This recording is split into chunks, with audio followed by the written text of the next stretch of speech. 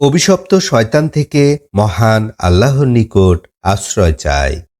সকল প্রশংসা সমগ্র বিশ্বের প্রতিপালক মহান আল্লাহর জন্য।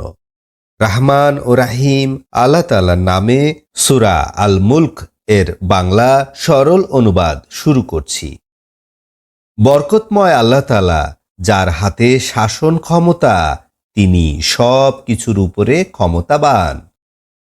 যিনি মউত ও হায়াত সৃষ্টি করেছেন তোমাদেরকে পরীক্ষা করার জন্য, তোমাদের মধ্যে কে সর্বোত্তম কাজ করতে পারে। তিনি পরাক্রমশালী, ক্ষমাশীল। তিনি সৃষ্টি করেছেন ৭ আকাশ স্তরে স্তরে। রহমানের সৃষ্টির মধ্যে তুমি কোনো ত্রুটি দেখতে পাবে না। তুমি আবার চোখ ফিরিয়ে দেখো, তুমি কি কোনো ত্রুটি দেখতে পাচ্ছ?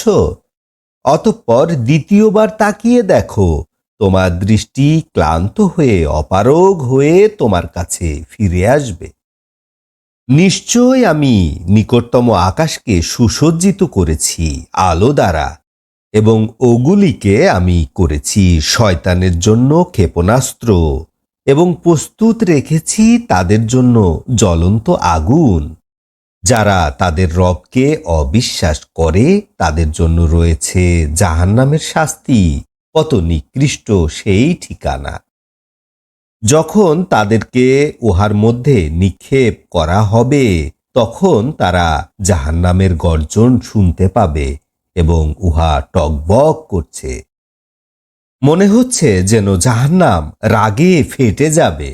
যখন তার মধ্যে একদলকে নিক্ষেপ করা হবে, তখন জাহান্নামের দারোগা তাদেরকে প্রশ্ন করবেন, তোমাদের কাছে কি ভয় প্রদর্শনকারী আসেনি? তারা বলবে, হ্যাঁ, অবশ্যই আমাদের কাছে ভয় প্রদর্শনকারী এসেছিল।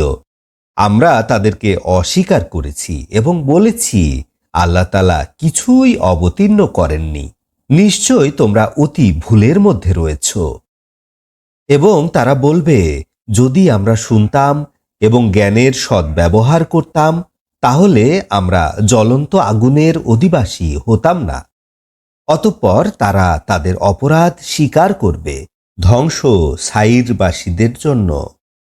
নিশ্চয় যারা না দেখে আল্লাহকে ভয় করে, তাদের জন্য রয়েছে ক্ষমা এবং মহা পুরস্কার। তোমরা তোমাদের কথাগুলো গোপনে বলো অথবা প্রকাশ্যে বলো, নিশ্চয় আল্লাহ তাআলা জানেন যা কিছু তোমাদের মনের মধ্যে রয়েছে। সাবধান, যিনি সৃষ্টি করেছেন তিনি কি জানেন না? তিনি সূক্ষ্মদর্শী, সাম্যক অবগত। তিনি সেই আল্লাহ যিনি তোমাদের জন্য পৃথিবীকে করেছেন অনুগত, বাধ্যগত। তোমরা যাতায়াত করো তার সকল প্রান্তে, তোমরা তার জীবন সামগ্রী উপভোগ করো এবং তারই কাছে তোমাদের পুনরুত্থান।